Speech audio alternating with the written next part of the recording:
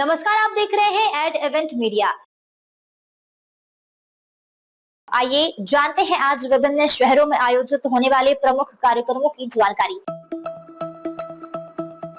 देश के सबसे बड़े B2B gems and jeweller show IIJS premier 2026 में 7 अगस्त को भी हजारों खरीदार, निर्यातक और प्रदर्शक कारोबार के नए अवसर तलाश रहे हैं। यह प्रदर्शनी भारतीय ज्वेलरी उद्योग के नवीनतम डिजाइन, टेक्नोलॉजी और वैश्विक व्यापार को बढ़ावा देने का प्रमुख मंच बनी हुई है।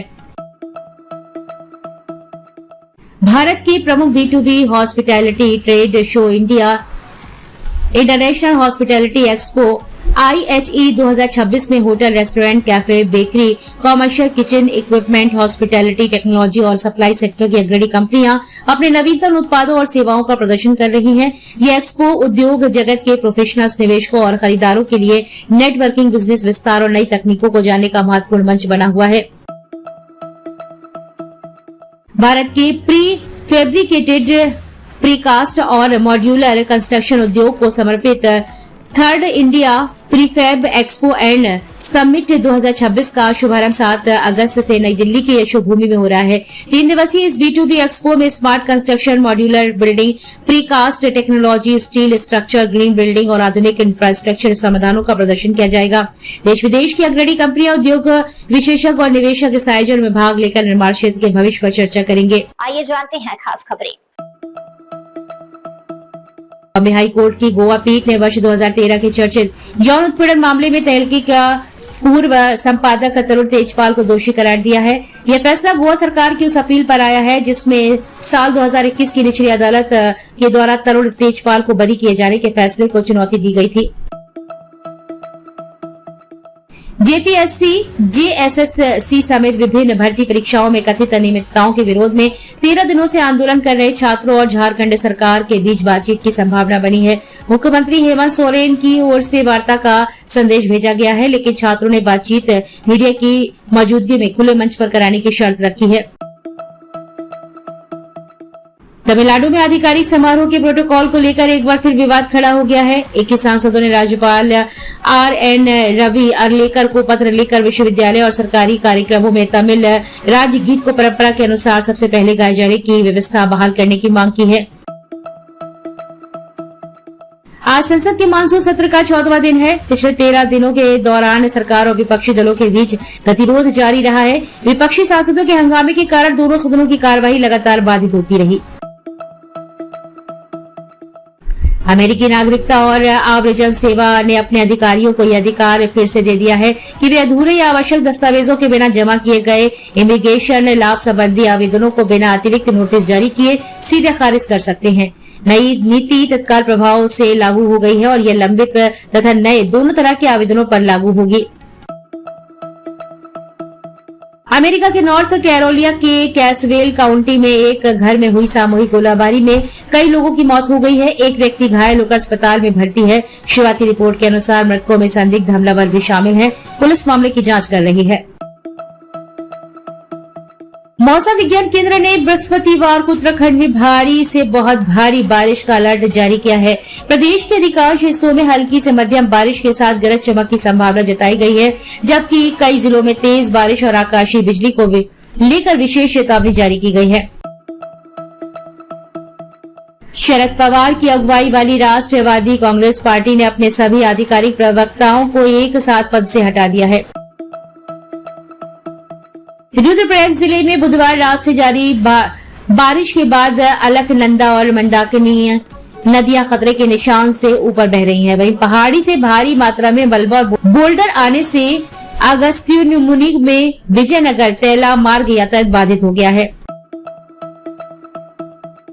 हिमाचल में युवाओं के बीच बढ़ते नशे की समस्या एक बार फिर चिंता का विषय बनी है। 6 दोस्तों के समूह में 4 युवाओं की नशे के कारण मौत हो गई है, जबकि 2 युवतियां समय पर इलाज, परिवार के सहयोग और दृढ़ इच्छा शक्ति के दम पर नशे की गिरफ्त से बाहर निकलने में सफल रही हैं। ये कहानी बताती है कि सही समय पर हस्तक्षेप और पारिवारिक समर्थन से नशे जैसी गंभीर लत पर भी काबू पाया जा सकता है।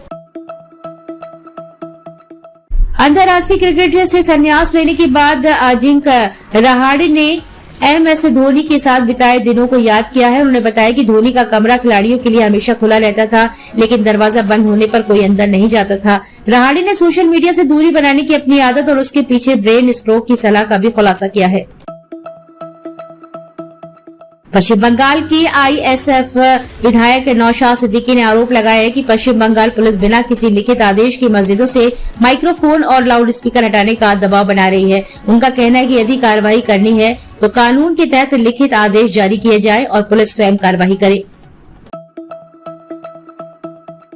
FCRA संशोधन पर अब देश के साथ साथ अमेरिका में भी बहस छिड़ गई है। अमेरिकी सांसदों की टिप्पणियों के बाद यह मुद्दा अंतर्राष्ट्रीय चर्चा में आ गया है। सरकार का कहना है कि प्रस्तावित बदलाव केवल पारदर्शिता और जवाबदेही बढ़ाने के लिए है, जबकि विपक्ष का आरोप है कि इससे केंद्र सरकार के अधिकार बढ़ेंगे और कुछ धार्मिक व अल्पसंख्यक संस्थाएं प्रभावित हो सकती हैं। अमृतसर पुलिस ने ISI समर्थित सीमा पार के 2 आतंकी मॉड्यूल का भंडाफोड़ कर 9 आरोपियों को गिरफ्तार किया था, जिनमें 4 नाबालिग भी शामिल हैं। पुलिस ने 3 अवैध पिस्तौल, पेट्रोल से भरे 4 बोतल बम और 9 जिंदा कारतूस बरामद किए थे। पाकिस्तान अधिकृत कश्मीर विधानसभा चुनाव में नवाज शरीफ की पार्टी PMLN ने पहले 2 चरणों में 34 में से 24 सीटें जीतकर सरकार बनाने की मजबूत स्थिति बना ली। प्रतिबंधित JASC के बहिष्कार और विरोध प्रदर्शनों के बावजूद 50% से अधिक मतदान हुआ। बाकी 11 सीटों पर 10 अगस्त को मतदान होगा। पूर्व भारतीय कप्तान सुनील गावस्कर ने 2027 वनडे विश्व कप के लिए भारत की संभावित 15 सदस्यीय टीम चुनी है। आकाश चोपड़ा ने इस टीम को 10 में से 8.5 से 9 अंक देते हुए इसे संतुलित बताया है। वहीं रविचंद्रन अश्विन ने अपनी टीम में भुवनेश्वर कुमार को शामिल करने की वकालत की है।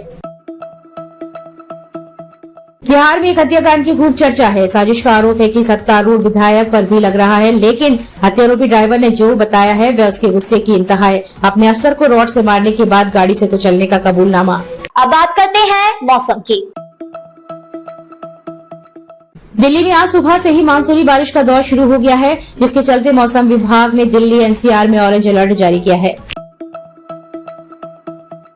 देहरादून में आज मानसून के उग्र रूप को देखते हुए मौसम विभाग ने भारी से बहुत भारी बारिश का ऑरेंज अलर्ट जारी किया है।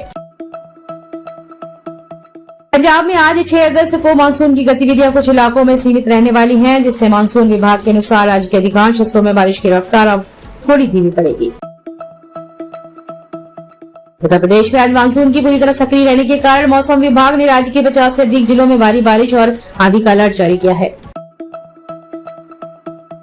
मध्य प्रदेश में मानसून का नया सिस्टम पूरी तरह सक्रिय हो गया, जिसके चलते मौसम विभाग ने ग्वालियर और चंबल संभाग सहित 9 प्रमुख जिलों में भारी बारिश का येलो अलर्ट जारी किया है। आइए जानते हैं आज का राशिफल।